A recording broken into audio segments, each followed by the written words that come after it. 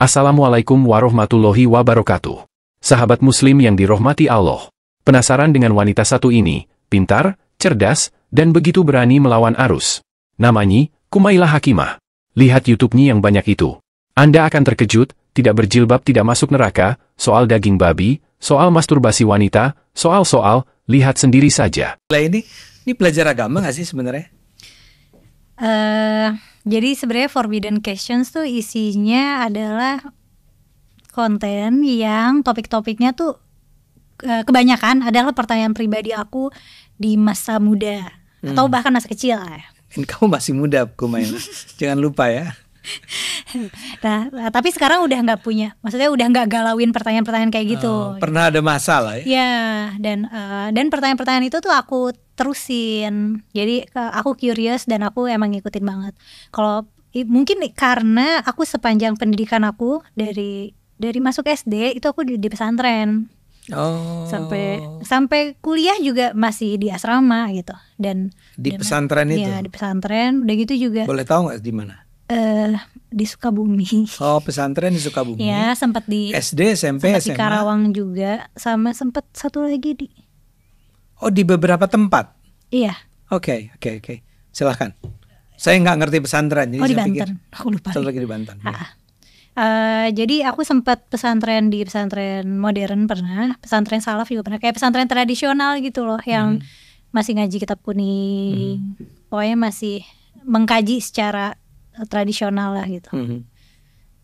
Jadi aku sempat nggak sekolah setahun, lulus SMP, masuk SMA aku nggak langsung SMA, aku tradisinya tuh namanya tabarukan gitu. Jadi santri yang hafal Quran itu ada tradisi dia tabarukan dulu ke guru-guru yang lain gitu. Tabarukan itu artinya ngalap berkah. Jadi ya itu semacam tradisi aja dan aku ngikutin gitu. Kamu datang ke beberapa untuk hafalan aku didengar, diuji gitu. Sorry, kamu hafal Al-Quran? Secara sertifikat ya. Artinya apa itu? Ya artinya sudah diuji ya gitu. Maksudnya ada syahadah. Ada sertifikat yang menyatakan bahwa Kumailah ini ada sertifikat dari pesantren itu dan ada dari kampus juga. Aku kuliahnya tafsir. Tafsir apa? Tafsir Quran dan hadis. Oh, jadi memang Kumailah ini belajar bukan hanya belajar agama, tapi bahkan belajar bagaimana mentafsirkan Quran dan hadis. Aku hafal Quran. Abahku akademisi studi Quran. Akademisi studi Islam. Akademisi studi Islam. Guru besar studi Islam. Aku hafal. Kayak guru-guru aku melihat aku adalah manusia spesial karena hafal Quran. Tapi ternyata aku tidak spesial enough untuk bisa memenangkan olimpiade ini. Gitu. Ternyata teman-teman dari sekolah Kristen ini yang unggul. Dan udah gitu di situ juga karena aku cukup sering olimpiade dulu zaman sekolah, yang langganan menang tuh kayak sekolah-sekolah Kristen. Dari pesantren tuh aku doang, selalu aku doang. Ya, yang sekolah-sekolah Islam kadang ada, tapi biasanya itu doang. Dan kenapa di sini, misalnya kenapa ada ayat yang kayak bunuhlah seorang kafir dimanapun kamu temui, itu kan ayat itu ada. Tapi di tempat lain kayak kita nggak boleh bunuh orang gitu. Itu kan kayak kontradiktif, tapi di satu kitab, dan kitab itu kan pedoman hidup sepanjang masa gitu. Nah itu membingungkan banget buat aku yang masih kecil bolak-balik baca Quran gitu. Udah gitu ya, apalagi kan katanya pedoman hidup sepanjang masa. Udah gitu aku harusnya dapat ketenangan dari situ, tapi yang ada aku tambah pusing. Semakin aku pelajarin, aku semakin muncul pertanyaan baru gitu, malah nggak habis-habis. Yang kebanyakan pertanyaan-pertanyaan udah aku kontenin sekarang. Apa itu contohnya? Pertanyaan aku waktu masih muda. Apa contohnya? Apakah agama itu sumber konflik kekerasan atau sumber kedamaian misalnya? Atau apa ya? Banyak. Itu jawaban Anda apa? Tergantung. Which is okay. Ya, atau pertanyaan-pertanyaan yang lebih, maksudnya kayak teologis dasar gitu, kayak dari mana asal Tuhan. Tuh, terus kayak apakah Tuhan yang menciptakan manusia atau manusia yang menciptakan Tuhan? Banyak pertanyaan Iya. filosofis teologis yang kayak gitu, Iya. tapi aku jawab di luar koridor ulama. Mhm, mhm.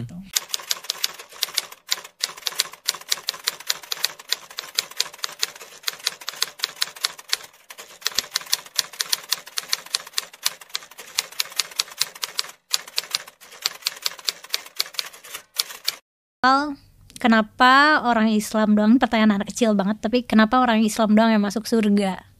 Waktu itu tuh kebetulan zaman kecil tuh aku waktu itu kayaknya Oprah baru punya acara di Metro TV, Oprah Winfrey. Oprah Winfrey. Nah udah gitu kan awal-awal munculnya kan dia kayak inspiratif banget gitu. Iya. Dan Oprah itu kan religius ya, Kristen religious. Kristen ya. religius. Terus aku waktu itu kayak, lah tapi berarti Oprah nanti masuk neraka dong. Itu ada di kepala. Ya, itu kepikiran sama Kamu mengagumi Oprah? Iya, Dan kamu menganggap aku khawatir dia masuk neraka. Iya. Nah, aku mencari jawab. Aku nanya ke guru aku kan. Aku berharap dia bisa menjawab, oh Oprah nanti akan masuk surga gitu. Tapi ternyata enggak, karena bahkan Nabi Tholib yang pamannya Nabi, yang support banget Nabi, ceritanya tetap masuk neraka karena tidak embracing Islam. Jadi katanya orang yang bisa dapat hidayah itu ya terserah Tuhan. Oh iya. Jadi meskipun misalnya kita berdakwah, kalau Tuhan nggak menghendaki orang itu dapat hidayah ya enggak akan. Nah itu juga ganggu aku. Terus kenapa? Karena masa pilihannya cuma 2 kan, surga dan neraka. Nah sedangkan orang Islam kan cuma berapa sih, 2 miliar, 1,5 sekarang miliar. ya. Nah sisanya kan orang non muslim, terus semuanya dinerakain gitu. Ya konsep surga neraka tuh ganggu banget aku.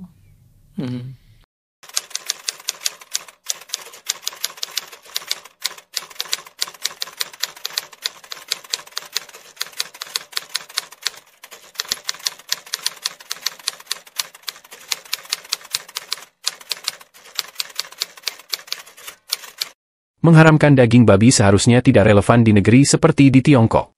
Kumaila pun bercerita mengenai asbabun nuzulnya, yakni latar belakang mengapa Islam mengharamkan daging babi.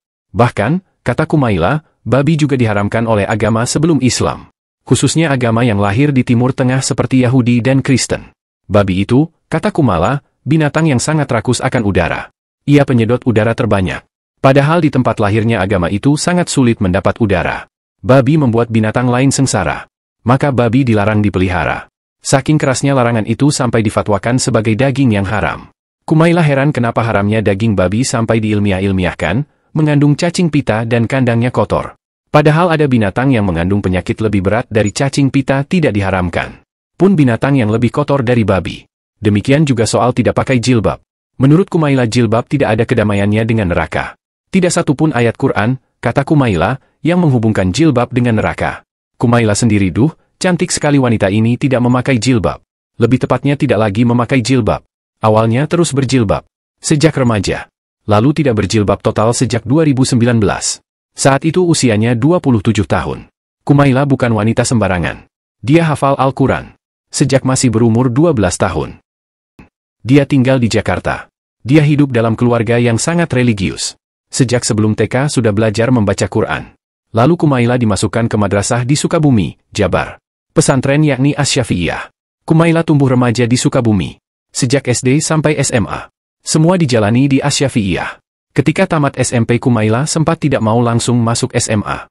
Kumaila menghabiskan waktu 1 tahun mengaji informal di Masaratul Muhtajin, di Banten. Lalu pindah ngaji ke Nihayatul Amal di Karawang. Lalu balik ke Sukabumi untuk menamatkan SMA di Asy-Syafi'iyah. Penguasaan ilmu agama Kumaila lebih dalam lagi di perguruan tinggi. Kumaila memilih kuliah di Institut Ilmu Al-Quran, Jakarta.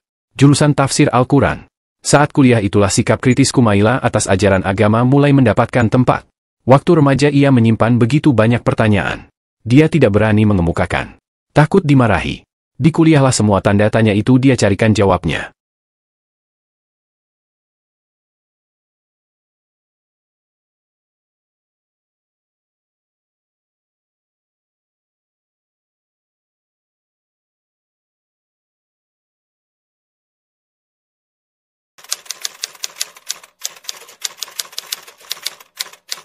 Dan di kesempatan kali ini kita akan membahas ya satu tema yang sedang diangkat oleh salah satu buzzer nasional, yaitu Cokro TV, ya, Ade Armando dengan Kumaila, ya, dengan seorang wanita yang bernama Kumaila, yang saya nggak tahu kenapa belakangan ini Cokro TV yang sebelumnya hanya fokus membahas politik, ya, membahas kondisi negara, menjadi buzzer dari perpolitikan, tiba-tiba kok sekarang bahasnya agama.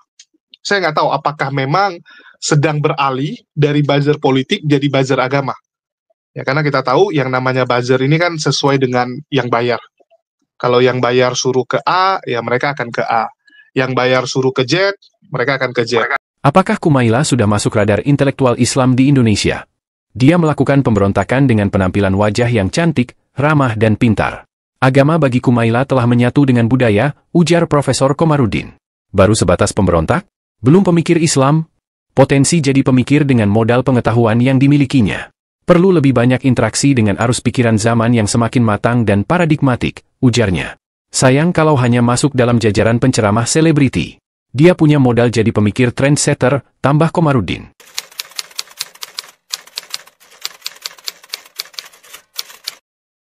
Saya kembali menghubungi Kumaila. Saya ingin tahu apakah dia putri seorang ulama. Jangan-jangan saya bapak kenalnya. Ternyata dia putri Profesor Dr. Ahmad Mubarok. Kumaila 6 bersaudara, dia sendiri yang wanita. Sang ayah alumni Universitas Islam Negeri Syarif Hidayatullah Jakarta. Mulai S1 sampai S3. Profesor Mubarok adalah guru besar pertama untuk ilmu psikologi Islam. Ia pernah menjadi dekan fakultas dakwah di alma maternya itu. Tentu saya kenal Profesor Mubarok. Almarhum adalah wakil ketua Partai Demokrat. Dari intelektual ia pindah ke jalur politik. Jadi anggota DPR dari fraksi partainya. Mubarok juga seorang yang lebih dekat dengan Sufi. Orang Sufi lebih terbuka dalam hal hukum Islam, fikih. Ia tidak terkejut putrinya punya pemikiran seperti itu. Kumaila memang cerdas sejak sekolah. Dia sering ikut Olimpiade Sains dan Matematika. Sering juara. Dia pernah jadi guru ngaji. Menjadi guru bahasa Arab. Juga menjadi mentor untuk pelajaran logika dan penalaran umum di sebuah perusahaan bimbingan belajar online. Sekian video kali ini, sampai jumpa. Wassalamualaikum warahmatullahi wabarakatuh.